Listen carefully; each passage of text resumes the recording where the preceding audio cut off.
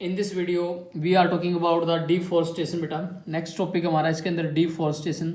Deforestation क्या होता है बेटा? फॉरेस्टेशन का मतलब क्या होता है? ट्रीज को हम लगाना।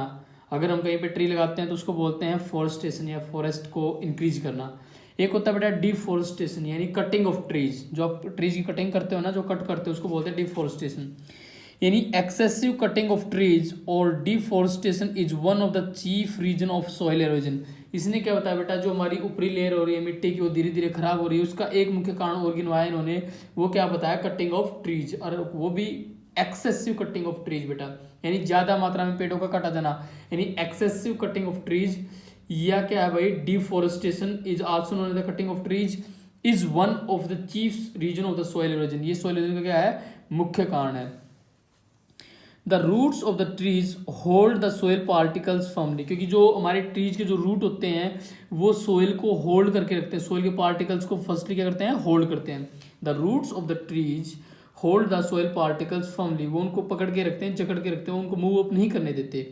इन the absence of trees soil in that area becomes quite loose. अगर ऐसा एरिया एक बेटा, एक ऐसा स्थान, एक ऐसी जगह जहाँ पे पेड़ नहीं है बेटा, पेड़ पौधे कम है, वहाँ की जो मिट्टी होती है ना बेटा, वो लूज हो जाती है, ढीली हो जाती है।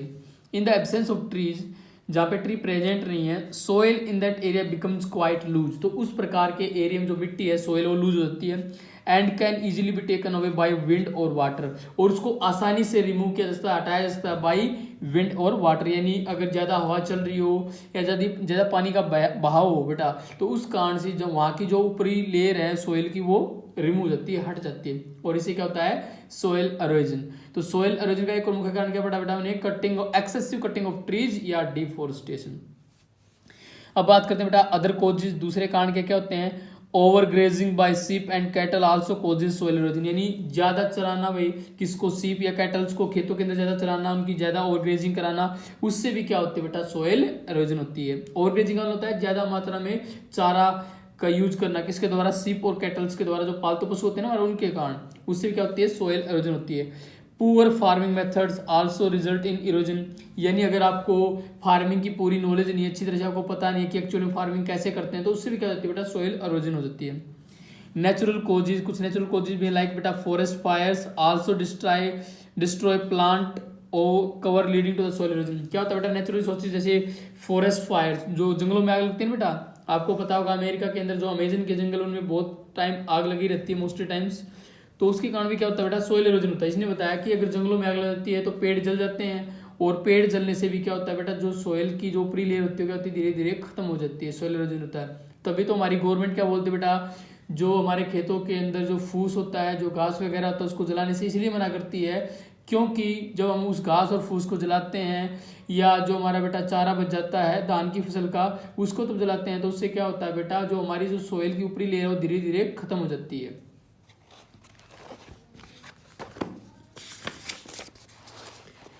उसके बाद नेक्स्ट वन टॉपिक है बेटा हमारा सोइल कंजर्वेशन, यानी सोइल कंजर्वेशन यानी how can we protect our soil from erosion. So far we have learned how soil is important as a natural resource for sustaining life on the earth. हमने अभी तक पढ़ा बेटा कि जो soil होती है वो हमारे दैनिक जीवन के लिए, हमारे जीवन के लिए कैसे जरूरी है, कैसे इंपॉर्टेंट रिसोर्स है, क्योंकि सोइल क्या होती है? एक नेचुरल रिसोर्स होती है, और अगर हमें हमारी अर्थ के ऊपर लाइफ को मेंटेन रखना है, तो उस नेचुरल रिसोर्स को हमें बचा कर रखना होगा बेटा। Hence, it is a responsibility of mankind to preserve soil and avoid losing it as much as possible. तो इसका मतलब बेटा ये हमारी जिम्मेदारी है, इट इज रिस्पॉन्सिबिलिटी, ये हमारी जिम्मेदारी है ऑफ मैनकाइंड या ह्यूमन बींग्स, मानव इंसान की एक जिम्मेदारी बनती है हमारी सोइल को बचा के रखना, and avoid losing it as much as possible, और जितना भी हो सके इसको सोइल एरोजन से बचाना, इसको लूज होने से बचाना है। The protection of soil and its prevention against erosion is known as soil conservation, यानी सोइल कंजर्वेशन क्या होता है बेटा? सोइल को प्रोटेक्ट करना, यानी the protection of soil, soil का प्रोटेक्शन, एंड इट्स प्रिवेंशन, उसको बचा के रखना, किससे बचा के रखना बेटा? Against erosion is known as the soil conservation. Following are the various ways by which soil conserve can be done, यानी यहाँ पे अलग अलग मेथड है जिनके द्वारा हम सोइल को कंजर्व कर सकते हैं। जो पहला मेथड है वो क्या बेटा?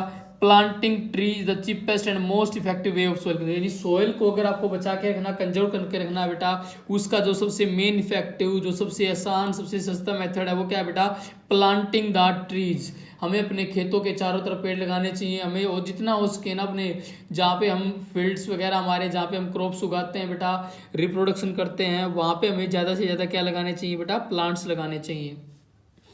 The roots of the trees and plants hold the soil firmly, तो फर्स्टली क्या करते हैं, जो प्लांट्स के रूट्स होते हैं उस सोइल को पकड़ के रखते हैं, and prevent it from being blown away and vast away, और ये उसको उड़ने से, कि जो तेज हवा चलती है तो मिट्टी उड़ती है तो उसको लूज होने से बचाएंगे तो ये उड़ेगी नहीं, और दूसरा उसको पानी के बहाव से बहने में भी बचाते हैं। Let's perform an activity to see this, चलिए हम इस जो हमने इसको पढ़ा है इसको परफॉर्म करने के लिए हम एक्टिविटी करते हैं। बिंगो एक्टिविटी टाइम बेटा, इसके अंदर क्या होता है बेटा, बिंगो एक्टिविटी के अंदर हमारे पास एक ट्रे होती है, उस ट्रे के अंदर कुछ मिट्टी होती है, उस मिट्टी के अंदर हम छोटे छोटे पौधे लगा देते हैं बेटा, ठीक है। तो take a tray and fill it partly with garden soil, तो हमने एक ट्रे ले ली, उसको गार्डन से मिट्टी उठाई, उसको अंदर डाल दिया। Sow some seeds in the soil and water from them from 3 to 4 days, और उसके अंदर हमने 3-4 बीज लगा दिए उस सोइल के अंदर, और 3-4 दिनों में उसमें पानी डालना स्टार्ट कर दिया। Soon you will see some sapling emerging out of the soil, तो हम कुछ दिनों के बाद देखेंगे वहां से कुछ पेड़ पौधे बाहर निकल रहे हैं। Now keep the tray on A table and switch on the fan, अब उस टेबल को आप रख दीजिए किसके ऊपर, टेबल के ऊपर, और फैन को ऑन कर दीजिए। क्या वहां से मिट्टी उड़ेगी? नहीं। हम चेक करेंगे बेटा वहां पे मिट्टी नहीं उड़ रही। इसका रीजन क्या होता है बेटा, इसका मेन रीजन ये है, मिट्टी क्यों नहीं उड़ रही, क्योंकि उस मिट्टी को पकड़ के रखा, उस सोइल को पकड़ के रखा हुआ है किसने बेटा, उन प्लांट्स ने, जो छोटे छोटे प्लांट्स उस सोइल के अंदर उगे हुए हैं, उन्होंने उस मिट्टी को पकड़ के रखा हुआ है, जिसके कारण वो मिट्टी उड़ नहीं पा रही, और जो हमारी मिट्टी है वो क्या है, सेफ है। इसका मतलब ये है, अगर हम हमारे खेत में भी प्लांट्स को लगाएंगे तो उससे सोइल इरोजन नहीं होता बेटा। उस सोइल इरोजन को रोकने का सबसे बेस्ट, सबसे सस्ता मेथड है। Now place the tray in an inclined position in an empty tub and pour some water on the soil. अब उसके बाद क्या किया हमने, उसको एक वाटर टब के अंदर रख दिया, और जो हमारी ट्रे थी उसको टेढ़ा कर दिया बेटा, उसको टेढ़ा करके रख दिया, और हमने ऊपर से पानी डालना स्टार्ट कर दिया। तो हम क्या देखेंगे, क्या हमारी जो ट्रे के अंदर से मिट्टी बह रही है। हमने चेक किया कि जब हमने फैन चलाया था तब भी मिट्टी हमारी ब्लो नहीं हो रही थी, और हमने ये चेक किया जब हम पानी डाल रहे हैं तो उस टाइम पे मिट्टी हमारी वास्ट अवे नहीं हो रही। रीजन क्या होता है बेटा, जो उसके अंदर छोटे छोटे प्लांट्स लगे हुए थे हमारी सोइल के अंदर, उन्होंने मिट्टी को पकड़ के रखा हुआ है, और जिसके कारण वो मिट्टी बह नहीं पा रही, और उससे इस मिट्टी को बचाया गया है। और ये सारे मेथड किसके बेटा, हमारे सोइल कंजर्वेशन के मेथड। नेक्स्ट वन क्या है बेटा इसके अंदर, terrace farming is a very efficient method of soil conservation. जो टेरेस की जो फार्मिंग होती है वो भी बहुत अच्छा मेथड है बेटा सोइल कंजर्वेशन का, स्पेशली इन हिली रीजन्स, यानी पहाड़ी इलाकों में। पहाड़ी इलाकों में बेटा, यानी छोटे छोटे खेत बना के टेरेस की शेप में जो होती है ना फार्मिंग होती है, वो कहाँ पे होती है, हिल टाइप के एरियाज में होती है बेटा। जैसे आपका जो उत्तराखंड है, या जम्मू कश्मीर है, या असम है, नागालैंड है, उस साइड के अंदर इस टाइप का हिली रीजन्स है, तो वहाँ पे टेरेस फार्मिंग की खेती की जाती है। In this, a landmass is given a stepped appearance in which plants are grown. This shows the washing down of the soil. तो इससे क्या होता है, हम अपनी सोइल को बहने से बचा सकते हैं। The erosion of soil along the river banks can be prevented by to some extent by the building dams.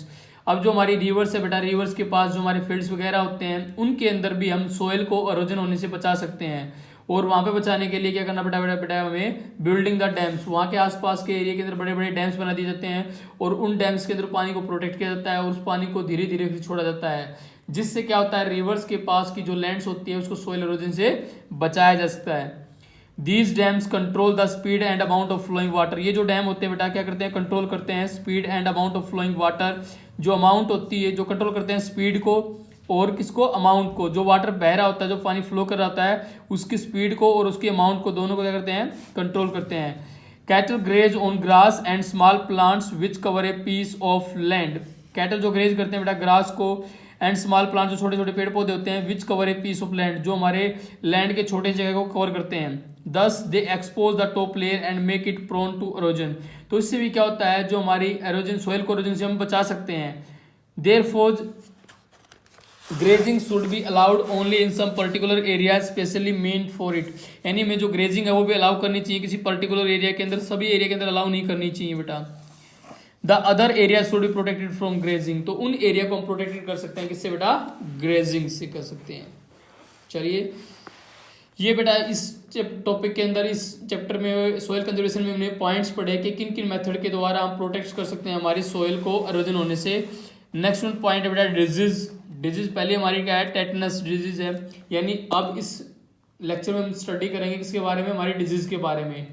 तो we will study about that in our next video. Till then take care, thank you, bye बेटा।